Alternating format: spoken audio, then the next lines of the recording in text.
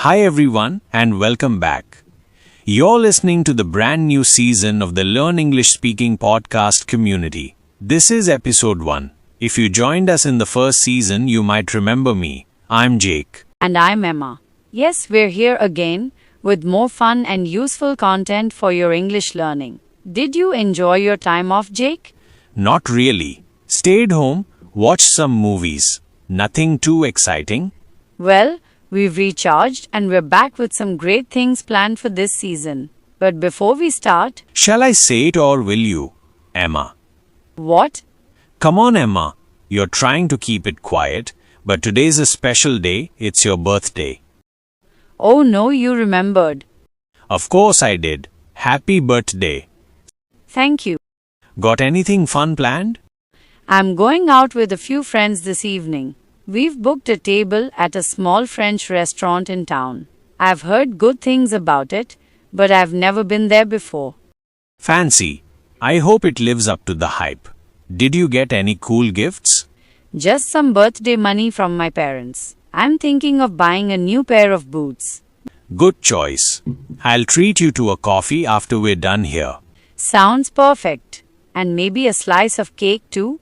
Haha, alright, but only a small one. So, what do we have lined up in today's episode?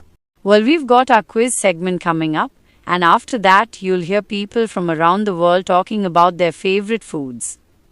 And don't forget Carolina is back. Yes, if you're new here, Carolina is a student from Venezuela who's studying in the UK. We follow her journey throughout the series to see how she's adjusting to life and studies in Britain. Great stuff. So let's dive in. Alright, let's get started with our quiz. This is the part where we test your knowledge and maybe even surprise you a little. That's right. Today's quiz is all about food and traditions. We'll ask you 3 questions, so listen carefully and see how many you can get right. And don't worry if you don't know the answers, you'll learn something new anyway. Ready for question 1? Here it comes. In Japan, what's the traditional food eaten to celebrate the new year? A. Sushi. B. Mochi. C. Tempura. That's a tricky one if you're not familiar with Japanese culture. We'll give you the answer at the end of the quiz, so think about it. J. Question 2.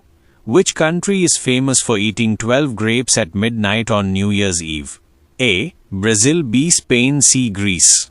I actually love that tradition. It's meant to bring good luck for each month of the new year. Okay, final question. This one's about spicy food.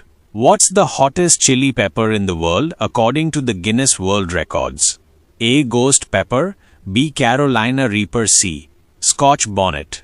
Yikes! Just thinking about that makes my eyes water. Same here. I'll stick with mild curry, thanks. Alright, we'll reveal the answers in a few minutes, but first, let's hear from some people around the world as they tell us about their favorite food. We asked some listeners to share their favorite dishes and why they love them. Let's hear what they said. Voice 1, Liam UK. My favorite food is definitely a classic Sunday roast. Roast beef, crispy potatoes, gravy. It reminds me of family dinners when I was a kid. Comfort food at its best. Voice 2, Sofia, Italy. For me, it has to be pasta, especially homemade spaghetti with tomato and basil sauce. Simple but perfect. Voice 3, May, China. I love hot pot. It's not just about the food, it's about sitting together, cooking, talking. It's a very social meal. I'm getting hungry just listening to those. Same here. And I love how food connects us all, no matter where we're from. Alright, now it's time to catch up with Carolina. If you're new to the podcast, Carolina is a university student from Venezuela who moved to the UK to study. We've been following her journey as she settles into life here. Last time we heard from her, she was starting her first term and getting used to everything: new friends, new weather, and of course British food. Let's see what she's up to this time. Remember, listen carefully to the language she uses. It's full of real-life expressions and useful vocabulary. Hi everyone. It's Carolina again. I'm in the library right now, trying to be quiet. but I wanted to give you a quick update. Things are going really well. Last week, I had my first group presentation. I was super nervous because I had to speak in front of the whole class in English. But my group was great. We practiced a lot together. And in the end, it went better than I expected. My professor even said, "We did a really good job." That felt amazing. Afterwards, we went out for coffee to celebrate. I had a caramel latte, my favorite. I'm starting to feel more comfortable now. The weather is still cold for me, but I bought a nice warm coat, so it's not too bad. Also, I cooked arepas for my flatmates this weekend. They had never tried Venezuelan food before.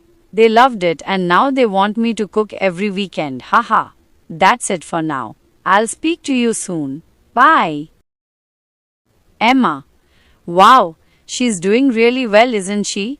Yeah, she's making progress fast. Public speaking, cooking for friends, that's a big deal when you're in a new country. And I love how she's mixing her own culture with her new life in the UK. That's what studying abroad is all about. Alright, before we go, let's give you the answers to our quiz from earlier. Ready? The traditional New Year food in Japan is B mochi. The country that eats 12 grapes at midnight is B Spain. The world's hottest chili pepper is B Carolina Reaper. How did you do? 2 out of 3? All correct? Doesn't matter, what matters is that you learn something new. Let's take a moment to go over a few words you might have heard. Carolina said she felt nervous. That means she felt a little worried or anxious, like when you have to speak in front of a group. She also said she felt comfortable, which means she's feeling relaxed and more confident now in her new environment. Let's look at some useful expressions from today's podcast.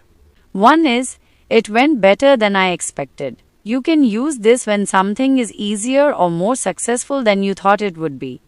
Another one is to feel at home. That means you feel relaxed, like you belong, even if you're far away. Now it's your turn. Imagine you move to a new country to study, like Carolina. What would you find difficult? What would you enjoy? Try speaking for 1 minute in English. Don't worry about mistakes, just practice. Emma. And that brings us to the end of today's episode.